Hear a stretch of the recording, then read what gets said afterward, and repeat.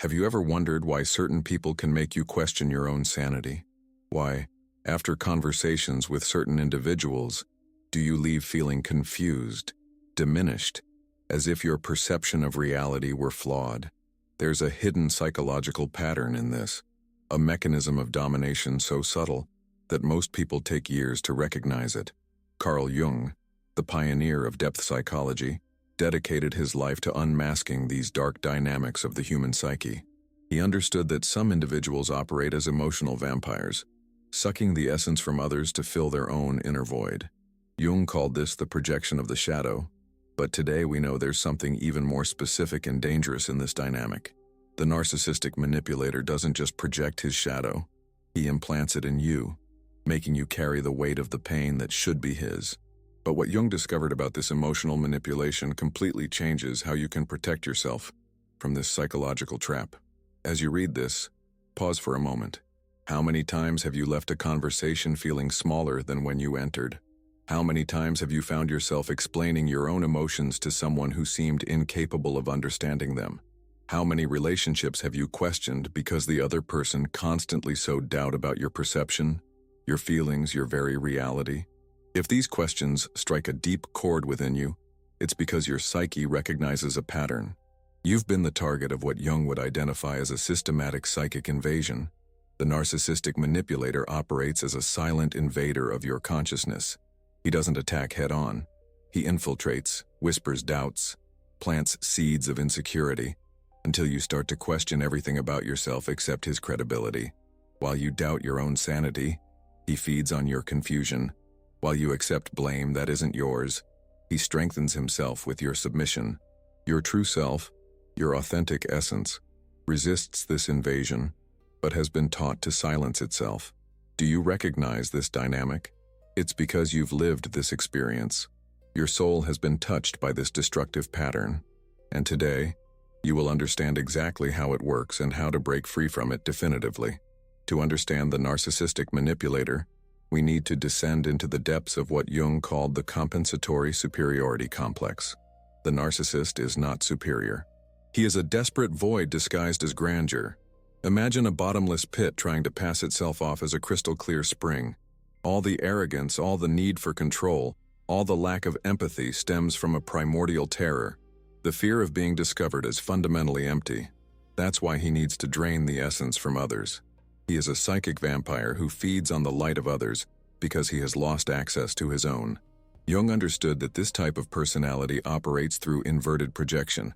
While a healthy person projects positive qualities they admire, the narcissist projects his own deficiencies, making you carry the emotional weight that should be his. He makes you feel inadequate, confused, guilty, because these are precisely the emotions he cannot bear within himself.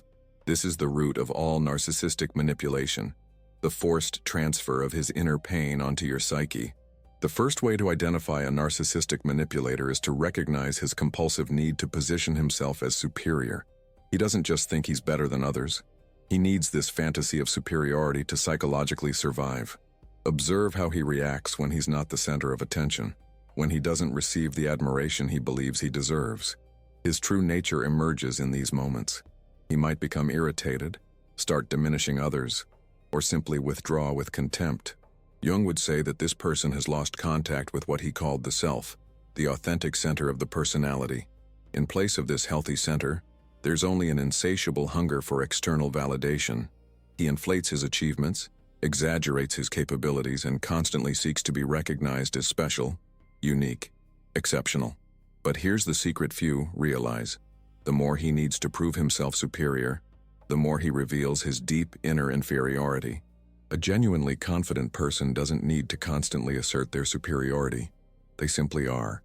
The narcissist, on the other hand, is always performing, always trying to convince others and himself of something he knows, deep down, isn't true. The second way is to observe his inability for genuine empathic connection. It's not just a lack of sensitivity. It's a fundamental disconnection from the emotional experience of others. When you share a pain, he might seem to listen, but in reality he's calculating how to use that information. When you celebrate an achievement, he will quickly redirect the conversation to his own accomplishments. Jung identified this as a form of emotional alexithymia, a blindness to the inner richness of others. The narcissist sees people as extensions of himself, objects to satisfy his needs. He cannot genuinely put himself in another's shoes because that would require admitting that an emotional world exists beyond his own. Observe how he reacts to your emotions. If you're sad, he might get annoyed because your sadness doesn't serve his purposes. If you're happy in a way that doesn't include him, he might try to diminish your joy. This is the hallmark of narcissistic lack of empathy. Your emotional experience only has value insofar as it serves his interests. Your pain only matters if he can be the savior. Your joy is only valid if he is the cause. Jung would understand this as a form of psychic cannibalism, where the narcissist devours the emotional experience of others to nourish his own emptiness. The third way to identify this destructive dynamic is to recognize his emotional control tactics. The narcissistic manipulator is a master at making you question your own perception. He uses what modern psychologists call gaslighting. But Jung had already identified this strategy as a form of invading another's consciousness. He denies events that happened, rewrites conversations you've had, and constantly questions your memory and your interpretation of facts. When you confront his problematic behaviors, he quickly reverses roles, playing the victim. Suddenly, you're apologizing for having been too sensitive or for having misinterpreted his actions. Observe this diabolical inversion. The aggressor transforms into the victim, and you, the true victim, assume the role of aggressor. He might use superficial charm when he needs something, alternating between seduction and coldness with disturbing ease. Jung would say that this person has developed such a sophisticated persona that he has lost contact with any inner authenticity. Everything about him is calculated, strategic, geared towards control. His kindness has ulterior motives. His apologies are disguised manipulations. Even his vulnerability is a trap to capture your compassion and use it against you. The fourth and most revealing way to identify a narcissistic manipulator is to observe how he reacts to criticism, boundaries, or anything that challenges his grandiose image. Jung would call this a narcissistic wound, a temporary collapse of the inflated persona that reveals the terrified emptiness underneath. When you set a boundary, he doesn't hear a reasonable no. He hears a direct attack on his fantasized identity. The reaction can be explosive, disproportionate rage, personal attacks, threats of abandonment, or it can be subtle, cold distancing, silent treatment, emotional punishment disguised as indifference. Notice that he never accepts genuine responsibility for his mistakes. There's always a justification, always someone to blame, always a reason why his actions were necessary or misunderstood. Jung understood that this psychological rigidity reveals a personality that has never developed the capacity for true self-reflection. The narcissist cannot admit flaws because his entire identity is built upon the fantasy of perfection. When this fantasy is threatened, even slightly, his entire psychological structure collapses. That's why constructive criticism becomes personal attacks, healthy boundaries transform into betrayals, and honest feedback turns into ingratitude. He cannot separate his behavior from his identity because he has never developed a stable, authentic sense of self. Now that you recognize these four patterns, how can you begin to protect yourself? The first thing Jung teaches us is that conscious knowledge is already the beginning of liberation. You can no longer be manipulated in the same way by something you now understand. Begin a process of inner investigation that I call dialogue with the stolen essence. Grab a journal and ask your psyche direct questions. In what moments do I question my own sanity after talking with this person? When do I feel smaller, confused, or guilty for no apparent reason? What parts of myself do I suppress to maintain peace with this person? Jung would say that you are initiating a process of reclaiming the projections that were forced upon you. Practice what he called projection withdrawal. Recognize that the confusion, guilt, and inadequacy you feel are not yours.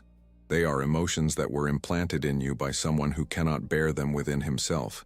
Establish clear boundaries and observe the reactions. A narcissist will always reveal his true nature when his control tactics stop working. Trust your perception, even when it's questioned, especially when it's questioned. Your intuition recognizes the manipulation before your rational mind comprehends it. You have changed by absorbing these four ways of identification. You can no longer close your eyes to the patterns you now recognize. You are no longer the unconscious target of these destructive psychological dynamics. You are now the guardian of your own reality. You are the unmasker of illusions that try to infiltrate your consciousness. You are the living expression of your sovereign self, which Jung knew existed at the center of every human soul. Your journey of individuation, of becoming who you truly are, necessarily involves recognizing and protecting yourself from those who try to steal your essence to nourish their own emptiness. Comment which of these 4 ways most awakened your consciousness to patterns you had normalized. Like if you felt the courage to trust your own perception again. Subscribe to continue this journey of psychological protection and the development of your inner sovereignty. Jung reminds us that individuation is an act of courage, especially when it means leaving behind relationships that drain our vitality. You have the right to protect your essence. You have the power to reclaim your reality. The liberation is just beginning.